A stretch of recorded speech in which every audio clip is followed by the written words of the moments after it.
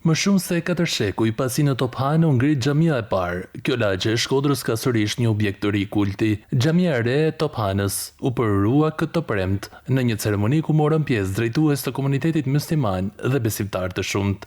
Përtej pjesës fizike dhe bukurisë së saj, përtej gjërat të tjera, xhamit janë vende të cilat adhurohet Zoti, përmendet dhe falenderohet I gjithë fuqishmi dhe janë vende edukimi, kulture, vatra, diturie për fëmijët tanë, për brezat tanë që ju mësojnë atyre besimin që ata të jenë njerëz sa më të mirë, sa më respektues për familjet e tyre.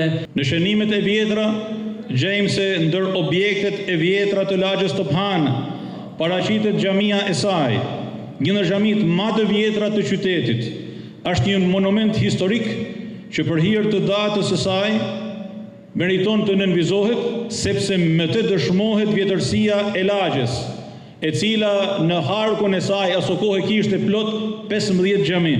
Historia e këtij objekti kulti nis në shtator të vitit 1617, kur xhamia e parë e Tophanës u ndërtua nga bamirësi Mustafa Efendi. Më shumë se 400 vite më vonë, kjo traditë vijon me xhaminë e re, projekti së cilës u mundësua nga organizata Qatar Charity. Xhamia e re ofron ambiente bashkëkohore për kryerjen e riteve fetare dhe aktivitetet e komunitetit. Me përurimin e saj, Tophana riktheh një objekt të rëndësishëm të jetës fetare, duke vijuar një histori që në këtë lagje të Shkodrës ka nisur më shumë se 4 shekuj më parë.